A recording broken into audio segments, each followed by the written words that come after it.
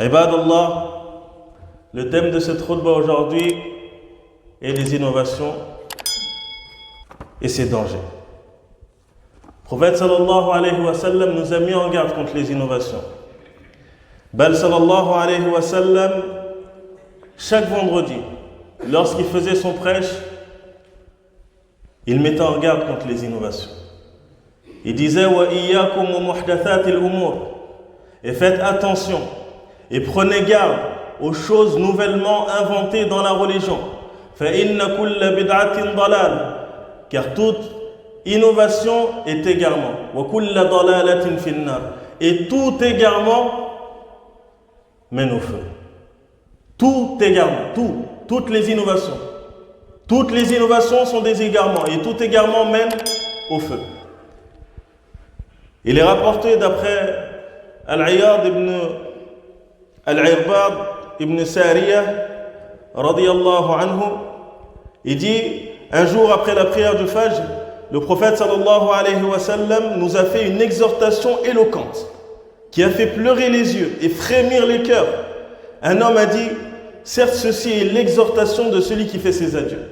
Yani il a compris de par cette exhortation que khalas. Là le prophète sallallahu alayhi wa sallam il est en train de faire ses adieux en réalité. Et c'est pour ça qu'il a dit, un homme a dit, certes ceci est l'exhortation de celui qui fait ses adieux. Que nous recommandes-tu au messager d'Allah? Tu sais, la personne qui fait ses adieux, ses dernières recommandations, ce sont les plus importantes. Le prophète sallallahu alayhi wa sallam lui dit, je vous recommande la crainte d'Allah subhanahu wa ta'ala, et d'écouter et d'obéir au gouverneur, même s'il était un esclave abyssin. Car certes, celui qui d'entre vous va vivre verra de nombreuses divergences. Et prenez garde aux choses nouvellement inventées dans la religion. Car toute innovation est certes égarement. Et celui d'entre vous qui assiste à cela, qu'il s'accroche à ma sunna et à la sunna des califes, bien guidés, mordez-la à pleines dents. Mes frères, mes sœurs, l'innovation est de deux sortes. Tu as une innovation qui a un rapport avec les choses mondaines et tu as une innovation qui a un rapport avec le domaine religieux. Ce qui a un rapport avec les choses mondaines, il n'y a pas de mal. Tant qu'il n'y a pas d'interdiction dans la religion, la base c'est que c'est permis. Tu peux monter dans des hélicoptères, tu peux monter dans des avions, aller en haut, rentrer dans des sous-marins, aller en bas. Il n'y a aucun mal tant que c'est un rapport avec le domaine mondain. D'accord? Le prophète il n'a pas fait certes, mais vu que c'est un rapport avec le domaine mondain, il n'y a pas d'interdiction. Amma, ce qui touche au domaine religieux, là il y a un problème. Ce qui touche au domaine religieux, là il y a un problème. Et c'est ici là qu'est venue la mise en garde du prophète sallallahu alayhi wa sallam concernant les innovations. L'imam al-Shatibi rahimahullah ta'ala dit dans son livre Al-I'tisam, en définissant ce qu'est l'innovation religieuse. Donc il dit, c'est une voie dans la religion inventée, qui ressemble à la voie légale islamique, et qui a pour objectif d'emmener celui qui l'emprunte à l'excès dans l'adoration d'Allah subhanahu wa ta'ala. Donc là il te dit, l'innovation c'est quoi? C'est une voie dans la religion. D'accord? Donc ça ne concerne pas le domaine mondain, qui a été inventé, elle n'a pas de base dans la religion. Soit elle n'a pas de base, itlaqan, c'est-à-dire la personne elle ramène une chose innovée qui n'a aucune base dans la religion. Ou soit elle a une base, mais le problème il est où? Dans la manière dont la personne pratique cette adoration-là. Malgré qu'elle a une base, comme la prière par exemple, elle a une base. Le prophète sallallahu alayhi wa sallam il priait par exemple le Jumu'ah 2 rak'at. Toi tu viens, tu l'as pris 4. La base de la prière pour le Jumu'ah, elle est là. Mais la façon dont elle a été faite, en la priant 4 au lieu de 2, comme le faisait le prophète sallallahu alayhi wa sallam, le problème il est là, donc c'est devenu une innovation religieuse. Il dit qu'il ressemble à la voie islamique, yani qui ressemble à la religion. Les innovations, c'est des choses dans la religion en fait. C'est que les gens, quand ils la pratiquent, ils veulent se rapprocher d'Allah Azza wa Jal par cette chose-là. Donc ça ressemble à la religion, mais ça ne fait pas partie de la religion. Pourquoi? Parce qu'Allah Azza wa Jal ne l'a pas légiféré de cette manière-là. Et qui a pour objectif d'amener celui qui l'emprunte à l'excès dans l'adoration d'Allah subhanahu. Pourquoi l'excès? Le prophète sallallahu alayhi wa sallam ne nous a pas tout rapporté venant d'Allah subhanahu wa ta'ala. Pourquoi on a besoin de rajouter d'autres choses? La religion n'est-elle pas complète? Allah n'a-t-il pas complété cette religion? Parmi les méfaits de l'innovation, l'œuvre de l'innovateur n'est pas acceptée. L'œuvre de l'innovateur n'est pas acceptée. Il est rapporté dans As-Sahih de l'imam al-Bukhari et de l'imam Muslim. D'après Aïcha radiyallahu anha, elle dit avoir entendu le prophète sallallahu alayhi wa sallam dire Man ahdatha fi amrina hadha ma laysa minhu fahuwa rad. Celui qui innove dans notre religion ce qui n'en fait pas partie, la verra rejetée, verra son œuvre rejetée. Allah ne l'acceptera pas. Celui qui innove une chose nouvelle dans cette religion, donc le prophète n'a pas ramené, n'a pas ordonné, n'a pas fait, verra cette œuvre-là rejetée. Allah ne l'acceptera pas. Et dans une autre version de l'imam Muslim, Man amila amalan laysa alayhi amruna fahuwa rad. Quiconque accomplit une œuvre qui n'est pas conforme à ce sur quoi est notre affaire, c'est-à-dire notre religion, la verra rejetée. Elle sera rejetée. Lui, il n'a pas innové cette nouvelle innovation-là, mais lui, il l'a mis en pratique. Il a œuvré de par cette innovation-là. Le prophète sallallahu alayhi wa sallam nous dit que cette œuvre-là sera rejetée. Tu te fatigues. Même si tu as été sincère lorsque tu as fait cette innovation-là. Donc la sincérité en elle-même, tout seul, la sincérité, c'est pas suffisant. Pour que ton œuvre elle soit acceptée, il va falloir que tu remplisses deux conditions. Ces deux conditions-là, la sincérité et le suivi du prophète sallallahu alayhi wa sallam. Que ton œuvre, que ton adoration que tu fais soit conforme à la sunna du prophète sallallahu alayhi wa sallam. Les actes innovés prennent la place des sunnas du prophète sallallahu alayhi wa sallam. Il y en a la personne qui innove une innovation. Il va falloir savoir que de par cette innovation-là, cette innovation elle va prendre la place d'une sunna qu'avait légiféré le prophète sallallahu alayhi wa sallam. Et c'est comme ça que les sunnas, elles sont oubliées. Pourquoi? Parce que les gens, ils ramènent à leur place, à la place de la sunna, des innovations. Est-ce que cette innovation, elle est meilleure que ce que le prophète il a fait? Personne ne va dire non. Pourquoi on délaisse ce que le prophète il a fait pour prendre des choses qui ont été inventées, des choses qui ont été innovées, des choses qui n'ont pas de base dans cette religion? Pourquoi? Cette innovation-là est meilleure que ce que nous a rapporté le prophète sallallahu alayhi wa sallam? Là. Donc pourquoi les innovations? Légiférer les innovations revient à avoir pour croyance que la religion est incomplète. Alors qu'Allah Azza wa Jal a complété cette religion. Al-yawma akmaltu lakum dinakum. Aujourd'hui, j'ai parachevé pour vous votre religion. Ce verset il est descendu sur le prophète sallallahu alayhi wa sallam à peu près 80 jours avant la mort du prophète sallallahu alayhi wa sallam. Allah il lui a révélé que khalas, à partir de ce jour-là, j'ai parachevé la religion elle est complète, il n'y a plus rien à y ajouter. La religion est complète. Al-yawma akmaltu lakum dinakum. Aujourd'hui, j'ai parachevé, j'ai complété pour vous votre religion. L'imam Malik disait, rahimahullah ta'ala, celui qui innove une innovation dans cette religion et qui voit que c'est une bonne innovation, c'est comme s'il prétendait que le prophète sallallahu alayhi wa sallam avait trahi à sa mission. Pourquoi? Car Allah lui a descendu pendant son vivant, pendant le vivant du prophète sallallahu alayhi wa sallam, qu'aujourd'hui j'ai complété pour vous votre religion. Ça veut dire que la religion elle est complète.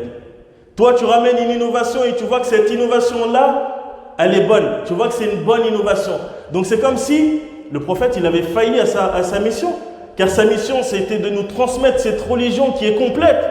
Donc si toi tu ramènes quelque chose pour compléter cette religion qui ne faisait pas partie de cette religion, c'est comme si tu avais pour croyance que le prophète sallallahu alayhi wa sallam avait trahi à sa mission.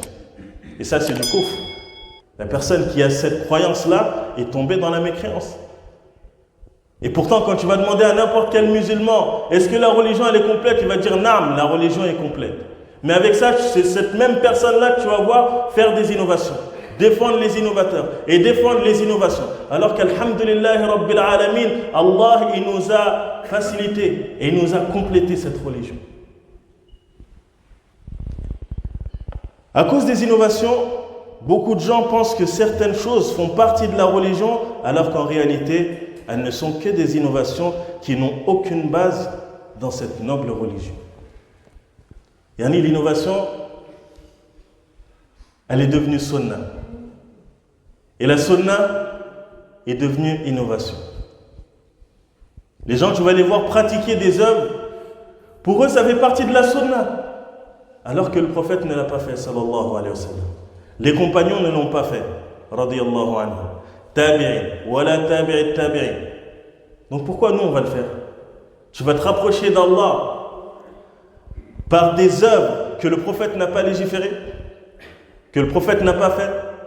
que le prophète n'a pas ordonné de faire? Et tu crois que tu seras sur un chemin qui est bien guidé? Alors que le prophète nous a mis en garde contre toute innovation. Il a dit toute innovation, toute. Il n'a pas dit certaines innovations sont des égarements. Toutes les innovations. Kullu bid'atin dalal. Le Mawlid. On va parler d'un sujet, il y en a, ils n'aiment pas l'entendre. Mais on va le dire, ma'alish. Le Mawlid al-Nabawi. Il y en a qui fêtent la naissance du prophète sallallahu alayhi wa sallam. Pourquoi fêter la naissance du prophète sallallahu alayhi wa sallam? Est-ce que le prophète, il l'a fêté?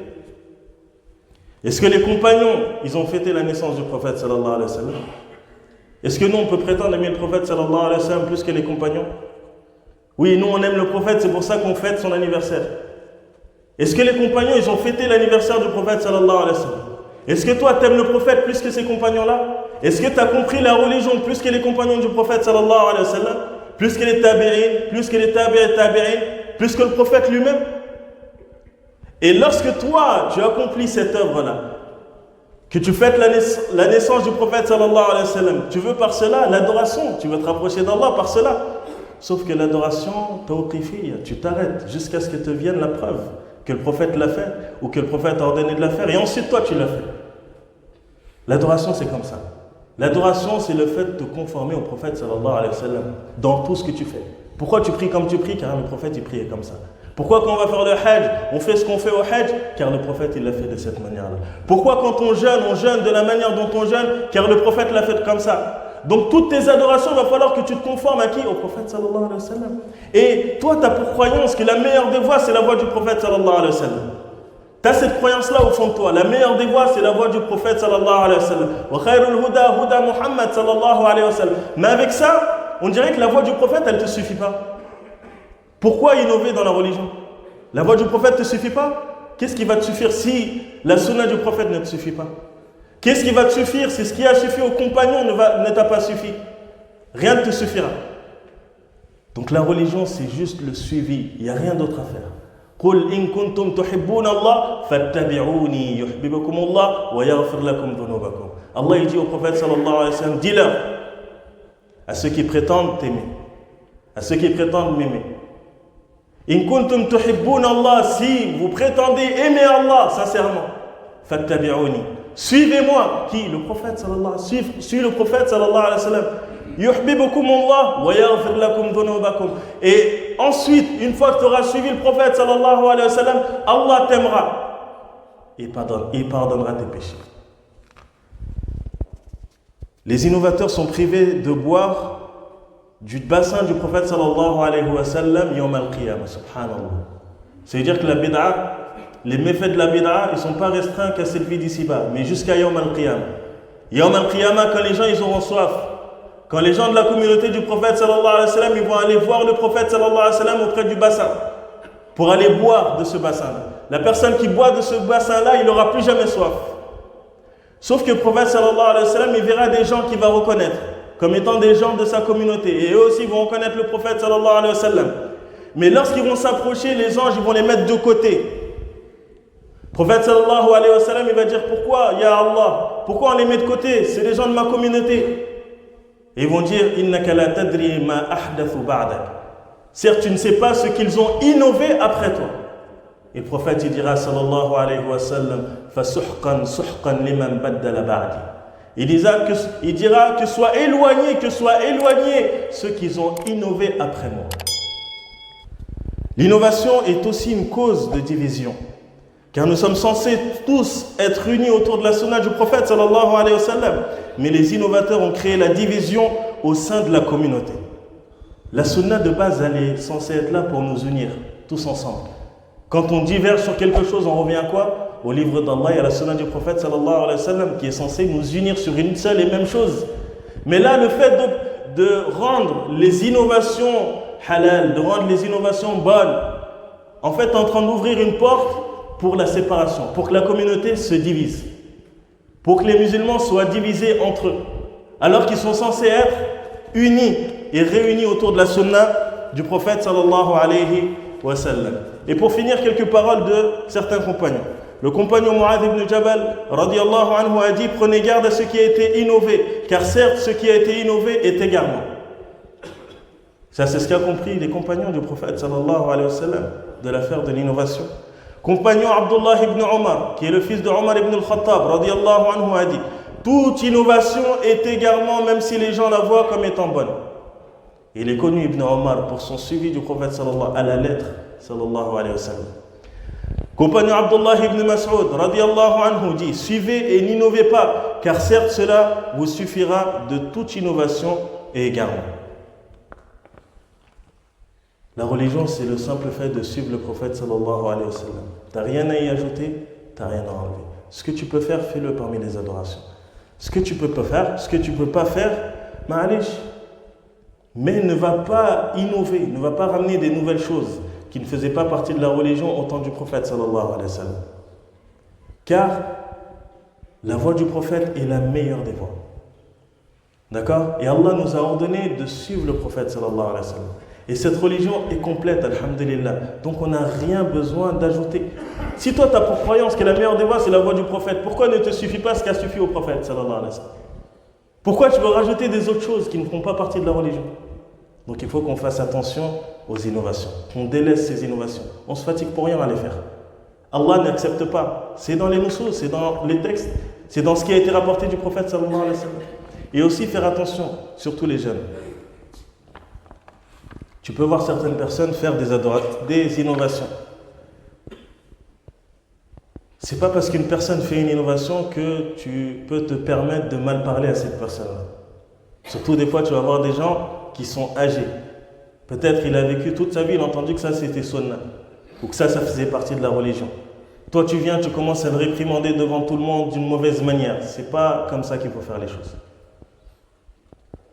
Si tu es apte à pouvoir parler, si tu as la sagesse qu'il faut pour pouvoir prodiguer le conseil, fais-le. Mais si tu ne l'as pas, cette sagesse-là, abstiens-toi de le faire. Si c'est pour ramener des fitnas, ramener des tentations, faire des problèmes, ce n'est pas ce qui t'est demandé religieusement. Religieusement, dans ces cas-là, il t'est demandé de te taire. Va voir des gens qui sont aptes à pouvoir lui parler, à pouvoir lui porter conseil. Et même si tu fais conseil d'une bonne manière à une personne et qu'il ne l'accepte pas et continue dans son truc, khalas ma alayka illa al-balagh. Il ne t'incombe que de transmettre. Après, chacun il sera rétribué pour les œuvres qu'il fait. Donc Allah Azza wa Jal nous accorde une bonne compréhension de notre religion. Rabbana